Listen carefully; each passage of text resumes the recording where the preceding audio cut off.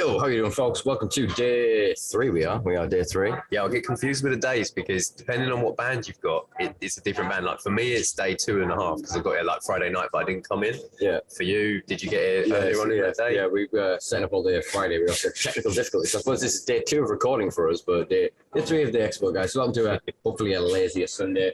I can hear crowds starting to mingle and move in. We're 20 minutes from opening, but I imagine it's going to be quite a busy day. There was a lot of people yesterday. The footfall was great. I mean, it's really good to see everyone coming back to Product Earth, and we've been to this expo like a number of times before, and just seen it go from strength to strength. And I really like the space that they've got, and I can understand why people are coming to the NAEC arena.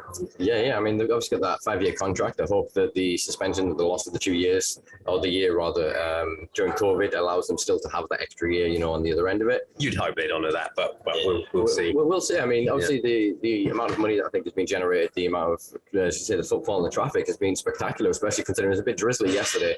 But I think that kind of drove more people into the stalls and whatever else. And I've just realised, Tyler Green, in case you don't know, folks, I actually didn't do a full intro there. We just kind of started chatting. Tyler Green, Ismoke. You may have seen some of the In Conversation series that me and Tyler produced on the Ismoke YouTube channel. I started writing. My first writing job was for Ismoke a moon ago. A while ago now, wasn't it? Yeah, we were just saying off camera before how when we started, I used a fake name and he didn't show his face. And now very much look at us. But yeah, so give anybody that kind of maybe doesn't know you a quick introduction of sort of who you are, and then we'll quickly sort of discuss Product Earth in this weekend and where sort of the industry is. Obviously, people can get your thoughts and our thoughts collectively on these In Conversation, which we will include in the bio below, so do check them out. But yeah, just give us sort of a brief flavour. Yeah, brilliant. So my name is Tyler Green, as you so brilliantly introduced, Simpa. I run Ismoke Media, which is a cannabis channel, and my aim is to educate the masses on the benefits of cannabis. So I started in 2010, like Simpa said, actually not showing my face, but running a website where I was blogging about cannabis propaganda and how I didn't think that a lot of what the press were reporting on was accurate. And then basically I went from that to starting a YouTube channel around 2015, 2016. And that's when I really started networking with the UK cannabis community. It gave me so much inspiration for content. I think actually Product Earth 2016 was a particular inspiration for me, seeing everyone coming together in the industry like we have. I've really enjoyed making cannabis videos now for the past 5 years. Recently, I've kind of gone in a new direction. So originally I was like making a lot of cannabis reviews. So I was like reviewing strains and really trying to geek out on cultivars and basically try and get an understanding of what was coming out from different breeders and stuff. Mm-hmm. And now what I'm trying to do is kind of take the insights that I've gleaned from the industry over the past 10 years and make content which sheds light on that, which is why I think our podcast series works so well, because you're bringing a lot of other experience as well. That's kind of me in a nutshell. In the future, just looking to do more cannabis content and teach more people about cannabis, and that's kind of what drives me, Yeah. That was an excellent, concise sort of introduction for people that don't know you. So then, obviously, you're at Product Earth this weekend. What have you enjoyed about it? What have you found that's been different from previous years? As we said, 2016, I found was the genesis for my introduction into this. For a long time, I'd advocated and known quite a lot of things about cannabis and prohibition and the culture. But I didn't know there was this many people. I didn't know there was businesses, this thriving industry, community, and culture. So do you think that it's sort of fairly represented here this weekend? Yeah, I think, Product Earth, the thing that I love about it is just bringing everyone together. And no matter what country you're in, whether you're in the UK with Product Earth or whether you go out to Barcelona and go to other expos such as Cannabis, you find this connection with the industry. It's like the pulse, right, for the cannabis community is here. And not everyone could make it, especially with current regulations and COVID and international travel and stuff. But you really get this flavor and this inspiration that the cannabis community is something special and that we are going places. So we're not just going to be standing around in fields smoking like we were when I first met you, Simpa. We're going places now. There are some big players that are interested in the industry. There's a lot of changes and transformations happening. And the good thing about Product Earth is that they are inviting all participants from the community to the table. So we're not seeing sort of a washed out corporate version of the industry. We're actually seeing like people that have been doing this for years and years and years under the darkness of prohibition. Some of them have gone to jail before, right? And they're here now. They've set up successful businesses in the industry, and places like Product Earth allow them to come and not only be themselves and network, but also to share their business and to grow. So yeah, I've got a lot of respect for what they're doing. I think what's changed in the times that I've been here, so this is my third Product Earth. It's my second one here in the NAEC in Stoneleigh. But the first one was that I went to, I think it was Milton Keynes, was it? It was Peterborough. Oh, 2016. Peterborough. My mistake, yeah. So Peterborough 2016, incredible space. Like you just get there, you turn up, there's like loads of the camp, you got 4 different campsites. The first thing I had to think about was, where am I camping? Am I camping in red? Am I camping in blue, purple?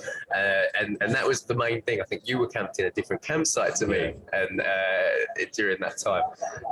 But what they did is they brought everyone together, and yeah, it was a great expo. They had like a bus, which I remember really well, just there like with like double decker, yeah, just like very cool branding. Weed advertising, just like there. I was like, oh my god, I just get there and you turn up, you got like the Ali Bongo banner, you've got like loads of stuff going on, and then the stage that they had in 2016 was incredible as well. They had some really good music artists, and it was just an epic weekend. Now I know that because of the nature of the expo, this is what I've worried coming here as a patron. Like when the people that run the place that the expo is taking place realise that our culture includes people smoking cannabis, how are they going to react? Yeah, it'd be all right if we talking a bit further. So for some background music has just come on there. We should be okay with this getting isolated. All right, that's a big change actually. Yeah. So so the organisers of Product Earth, it'd be really cool to put Simpa in his own little room with soundproofing so that we can record good content, because it's been working really hard this weekend to make these videos. But yeah, what I've seen when they moved here, like you say, they've signed a 5-year deal. This is the second event, so they've obviously done a really good job. The NAEC are happy with it, and we look forward to coming back here next year, you know? Oh yeah. So what would you like to sort of see progressing, not just I suppose here in 12 months, what would you like to see in terms of the progression over the next 12 months? So that, I mean, as you say, I'm hoping to be sat in a soundproof room for next year recording these. If you ever hear this because of copyright. Yeah, with you sat again having this conversation. What changes do you want to see have occurred over those 12 months? Yeah, so you're talking about cannabis policy and policy, culture, industry, research, technology, anything. Really. Oh, I want to see like further legitimization of cannabis consumers. Is part of why I do what I do, is that I want to normalize cannabis, right? Like we're regular people that love cannabis and we use it to enhance our lives. We've also got patients that are gaining really good recognition at the moment that are getting prescriptions for cannabis that can medicate and drive now. You know, it's something that I've learned like yesterday. So we're seeing some recognition. I really want to see that blanket extended to include recreational. Adult consumption. Adults, that's a brilliant term, Simpa. And I really want to see when we come back next time for it to be even bigger. I would love to see people that are on the fence about like culture actually coming and checking it out. Yeah, if you almost make it, I think that's what part of the feed yourself, which is the sort of was the adjacent expo. And again, one of the things I went to deliberately go find a few of the CEOs and celebrate and thank them for is the hydro guys are in here. We're in one hall. There is no dividing wall. There is no mechanism. I was speaking to one of them last night. I'm not going to name who it was. You know who you are. And we're saying that it was this idea of self-policing. There's no law or no rule. Yeah. All it was, I mean, a couple of years ago, a big company, again, I'm not going to name them, kind of put pressure on to like, we don't want to be seen with those dirty weed people. So they wanted to keep themselves separate. Yeah. And I think caused this idea of, well, how do we keep the brands happy? How do we keep, and it kind of metastasized into this really cancerous idea that somehow hydro's here, medical's here, CBD's here, hemp is here, and then there's the druggies in the middle. Yeah. And what they've done beautifully this weekend is celebrate the culture. They've shown that yes, capitalism, corporatism exists, but it isn't the end goal. we need to make money to live, but it doesn't mean we have to exploit each other. It doesn't mean we have to screw each other over. It doesn't mean we have to, it doesn't mean that we have to allow the same kind of philosophies and mentality that has driven us one way historically to continue. Cannabis, because of its introspective properties, because it causes like neurogenesis, neuroplasticity, creates new novel thoughts, new novel ideas and concepts. And I think that a lot of those will have been created in their inception this weekend, with people just getting together and seeing the underground, seeing the unrepresented, the unregulated. Yeah, there was a lady that said it. Welcome to the last day of Products of 2021. Keep it on there. We are open in 10 minutes. We are open in 10 minutes. 10 minutes Also, till everyone's to coming. everyone that has driven here today.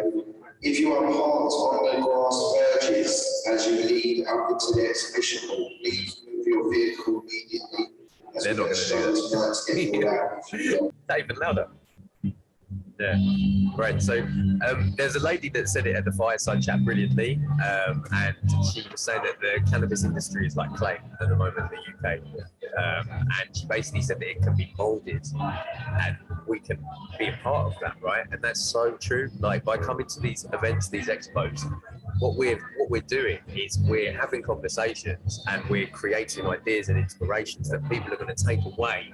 And I might not be the change, but I might be an idea that sparks a seed of in someone's mind that causes a change, And I think us having those conversations is super important. I think ultimately, who completes the task isn't half as important as how the task is formed, as how the other opportunities are explored, the other potential ideas and concepts, and that is exactly through the creative, communicative, as in communication that you see with people just wandering around. People like, I haven't seen you in years. A lot of people I've seen hugging and embracing and really being like just gentle and welcoming and loving with each other and embracing. I mean, I've seen beef squashed here that have gone on for years. You know what I mean? I've seen a lot of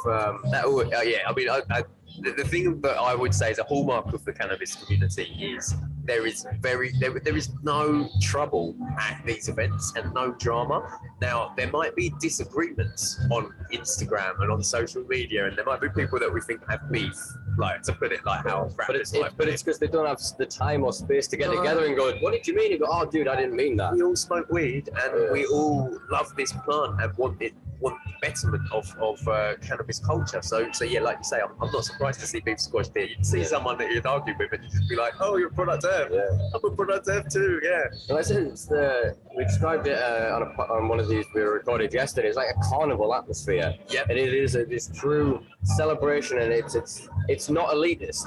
Obviously, there are some big brands here and companies that make good money.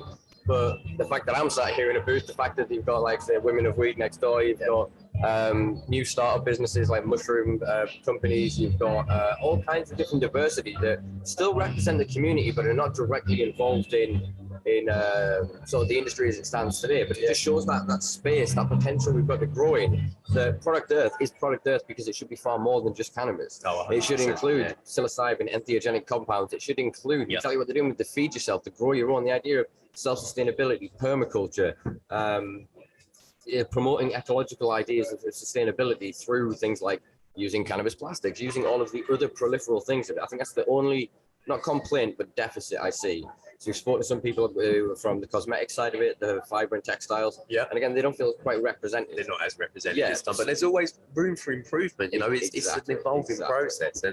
And the guys that run this, I've had several chats with them. I know you're in close contact with them as well, and like they're doing it for the right reasons. Like they're shedding light on our industry. They've faced some challenges sort of in the run-ups with different venues and with coronavirus. I mean, think how much it costs and how much balls it takes to put on an event now in summer 2021 that's international, so people can be flying over from it, whilst some people are like not going to come because of coronavirus, but what we have seen is, as I said at the start, like a really good footfall. There's a lot of people that have turned up and are enjoying themselves, and it is creating a really nice space to enjoy the weekend, Yeah, sure. So I think diversity for next year in terms of brilliant what they're doing with the culture and community. Yeah. increase that. I think it's shown again when you see this where the footfall is, what people want, where they want to spend their money, where they want to spend their time, and a lot of it is people looking at the smaller brands. They want to support somebody's story and their journey rather than just buy something mass produced. And I think that's kind of the narrative of the British cannabis scene at the minute. Is we've gone through and we're looking at the Americanization of the industry and these big brands and all these flashy gimmicks and all of this money in excess. And frankly, there's something like 14 million people in poverty in this country, and of them 14 million, and a lot of them will consume cannabis. They simply can't afford the brands or the lifestyle. So I think that what's good here is that it's managed to show that some of those people can get into this industry, and is giving them the hope and the optimism that they can find those networks, they can find those partnerships, and they can build those brands and be genuine to their entrepreneurial spirit without just feeling that they're going to be stuck criminalized as a dealer or a vendor rather than getting legitimacy. Yeah, I mean, I just want to say, so I've experienced like a lot of different cannabis expos, and it doesn't matter. Like, you can come here to spend money, or you can come here to enjoy yourself. Like, there's no pressure on you to, when you get here, to spend money with all the stalls. Like, a lot of people have fun just walking around, chatting to people, networking. There are some nice things on sale. Like, I bought a nice glass piece, like for dabbing, you know. But it's the first time that I've done that at Product Earth. Usually I just come with my camera and I start filming people, you know. So there's something here for everyone. So I just want to mention that it is super accessible if you are in poverty, or you're on benefits, or you're struggling. Like, the tickets, if you can afford the price of a ticket, you can come and enjoy this vibe. You know, you don't have to worry about like getting here. What am I going to have to spend money on? How much am I going to spend for? It's not that vibe at all. You know, it just seems like a really nice place to network and to see what everyone is doing with the branding. You know, I really treat places like this as a networking tool. I have spent a fair bit this weekend because I forgot to bring my dabbing equipment with me, but that was more of a necessity to travel, to consume and. Well, excellent. Tyler, thank you very much for your time. As I said, folks, do check out the In Conversation series on the Ismoke YouTube channel. We'll be sharing the links below. If you enjoyed this, if you enjoyed any of the content, as always, check us out on patreon.com/Simpa Life and help me, frankly, pay off my debts for being here and keep this project going way into the future. We'll be back with more guests later on in the day. I'm also speaking at some point, so there'll be a few less guests today, but we should be recording when I speak, fingers crossed, technology allowing. Anyway, check us out as usual places, all social media, like, share, subscribe, all the usual bullshit. Peace and love. Cheers.